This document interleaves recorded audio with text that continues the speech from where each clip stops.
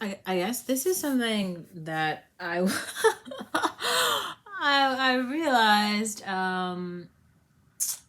so at different points in my life, I've had time to just chill. Honestly, this is another one of those times. Like, I literally just watched like Dune today, and I watched some more of Westworld, and I'll probably continue watching Felicity. But there have been quite a lot of times in my life where, I mean, I just basically just sat home and got through an entire series, right? Which is another reason why I feel like I was like, oh, I'm tired of like television. I don't want to watch television anymore. I want to get out into the real world and form relationships with real people. But I think that one of the reasons that I come off so different to a lot of different groups of people is just because of some of the content that I consume. Now, I think a lot of people in marketing generally know that, like, mm, particular groups of people only watch certain types of shows. So, like, people in the black community are watching Insecure, right? And a lot of people are watching that show. What is the Have Nots or whatever? Some of the Medea movies fare typically well. I don't really like, I haven't even seen the last season of Insecure. I saw like 2 episodes, I think. And like I haven't I don't watch the Have Nots at all. And I don't watch Medea. But some of the shows that I have seen and I have watched, like that are maybe so I think more people maybe should just know that these shows exist and possibly unpack them for their depiction of social relationships, even though some of the shows don't really include people of color, which is very sad. Anyway, obviously Friends. So Friends is a television show about city living as, maybe like from like 25 to 30 somethings in New York. So that's like a huge city, right? They're in Manhattan, and like it's all centered around this like coffee shop. Like there's this coffee shop that's pretty integral in the community. And so there's a couple of people who like work at the coffee shop from the friend group, but the friend group, I think it's like 6 of them or whatever, like 3 dudes and 3 girls, and they're all different. So they have like they're all friends with each other. Some of them end up dating each other, but they also have relationships with like other people in society. There's like they're having like a roommate sort of situation, so they're all like roommates with one another. They all live pretty close to one another, and so you basically just in the show you watch their social interactions between the friend group. The same thing is true with like Seinfeld. That's a show, but it's about an older demographic. I think it's like from 30 to 40, because like and another one is like oh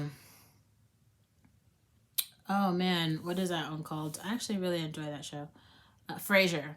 So Seinfeld is about Jerry Seinfeld, who's a stand up comedian. That's like his job, and it just details like him, and he has this one female friend, and then he has this other male friend, and then a guy who lives in the apartment building.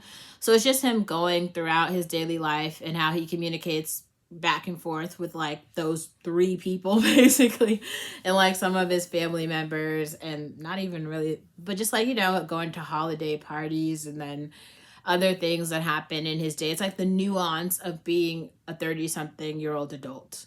So they have other shows now like 30 Rock, which kind of doing like the same thing. That's the big idea.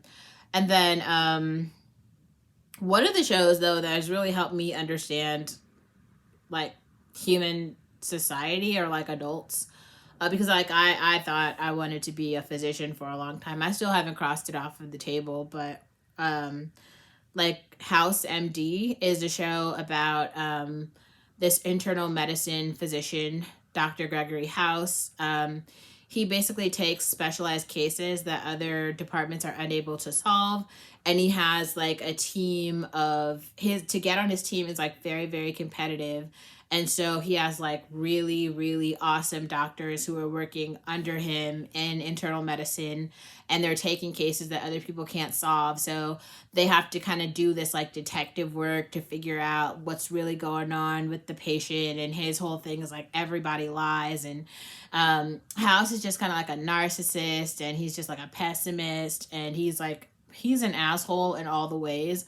But to me, for me, I see myself in Dr. House, and I think it's in Dr. House. I think it's important for people to know that people like House exist, people like me, people like House exist in the world. Like, we are here. Even if you guys don't really like us that much, that doesn't mean that like we aren't real, and like we're not like, our personality types are what they are. Right? They aren't for everyone. Like, everyone is not going to be a fan of us. Like, we're not popular for everyone, and that's not really necessary, right? But we do exist, and yeah, we are not popular with a lot of people, but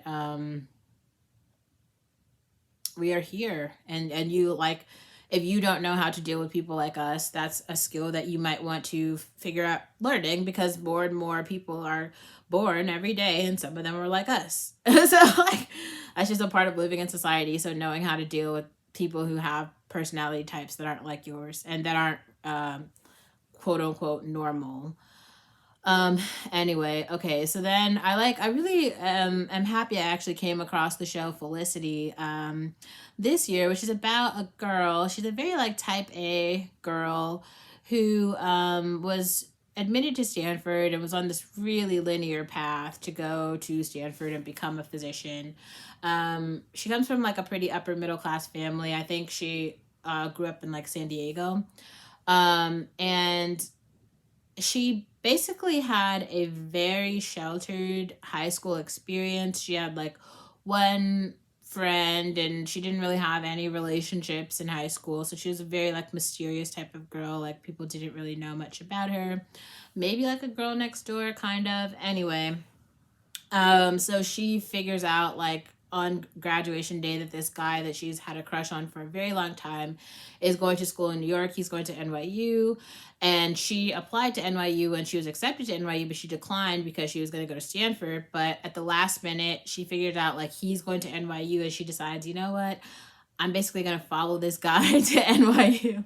So the show is basically about her experience, like going to college in New York on her own. And her parents don't really approve of her going to NYU because they wanted her to go to Stanford. And so she has to get like a part-time job to like pay for her housing and stuff. And so it's about her relationships with like roommates and with this guy, right? She has relations, friends with this guy Ben, but then she also ends up dating this RA, and then she makes new friends, and then some of those friendships they deteriorate for many different reasons. It's the end. The entire time, we're hearing her tell the story about what's going on in her life, because she has this audio recorder, and she's sending these like audio notes to an au pair that she had growing up, who now lives in France. And so it's just every day she's just talking about what's going on, like, oh, I had this interaction with Ben, and I think it's going to go this way, and I think I feel this way about him, but it might not be true. I might not actually feel this way. I might feel some other way.